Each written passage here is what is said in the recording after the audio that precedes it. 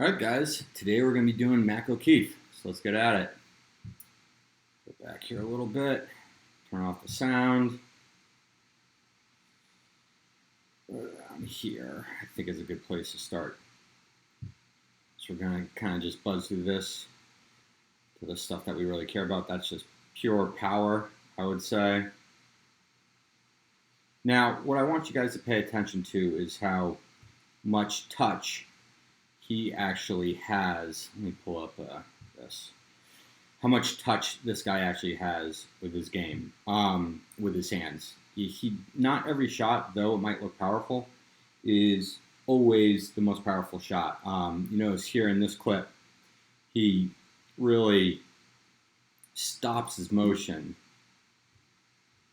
Right, you can see he's like kind of pausing because he's placing the ball with his hands versus coming through at full force. Now he's still got a lot of zip on the ball, all right, but he's paying attention to what he's doing and how he's doing it, all right, going forward. So meaning if his hands are away from his body, he can make it look like he's shooting full speed with his body, but put some more touch on that and keep the ball high or low, wherever he prefers. So one good point about keeping your hands away from your body.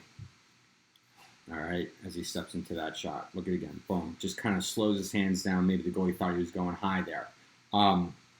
So keep that in mind going forward. Always take a look at the goalie when you're shooting. Obviously, you want to be looking for white, but at the same time, kind of look at what's going on with his body language and what you're going to do with your hands. Your hands can react appropriately by keeping the ball low or rising it. All right, this is another great shot where he catches the ball, one-handed, cutting it across. And the thing I love about this shot is he completely turns his body appropriate. Look at it.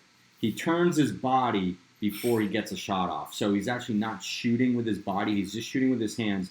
But he gets his body in a position, all right, to be able to look at the goal. His eyes are pointing this way. He's able to look at the goal. All right, so keep that in mind going forward. Catch, square up. This is his version of squaring up in this particular shot.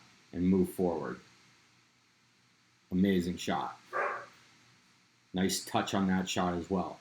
When you look back on this shot right here, all right, we'll get that other view. Okay, you'll see that, let me just get something up here. You'll see that his body language is facing this way as the ball goes this way, all right? Pay attention to that on this shot. Right, froze that goalie, showed right with his shoulders. Though the goalie saw it, it was a little too late. Nice elevator shot right there. And look at him, he's stepping in, he's always square to the goal. This guy is primarily an underhand and sidearm shooter, but you can bring it over the top very effectively, all right? So just because he's taking most of his shots sidearm or underhand doesn't mean he can't shoot overhand. He absolutely can.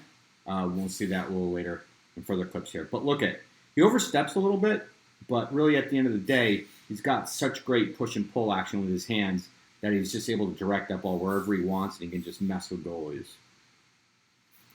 Elevator shot, and he's pretty close there too. Love that. Stops his hands, comes through, stops them, just sticks that top corner. Love that bounce shot. Skips it right about here, I want to say. Pink.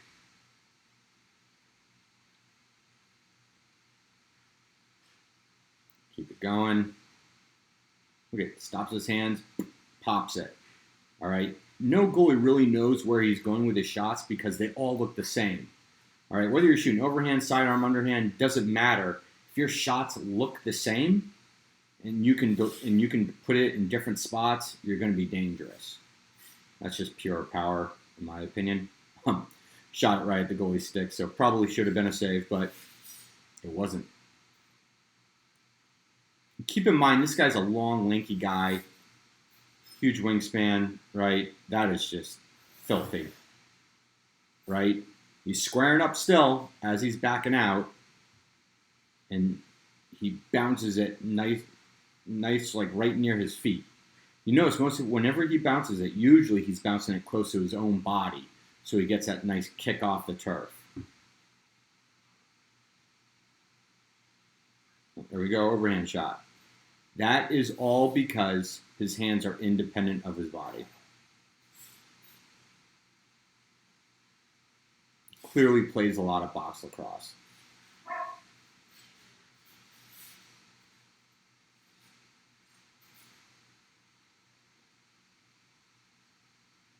Nice feed.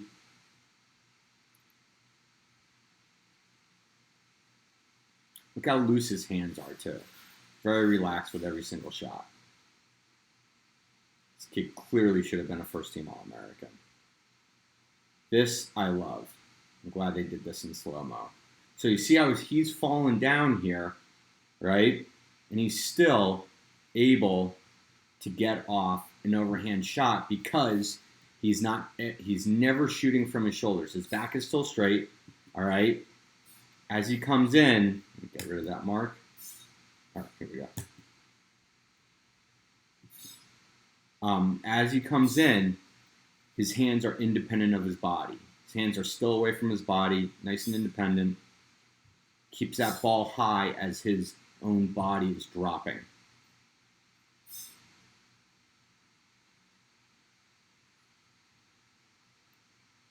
Just really good. I mean, this guy clearly lives with his stick. There's another overhand shot. You know, I know people are always teaching, two-handed, but for shooting, I don't think you need to be a two-handed shooter at all. Stick with one dominant hand when you're shooting, and you're always going to be deadly. You're always going to have success. That's my personal opinion, but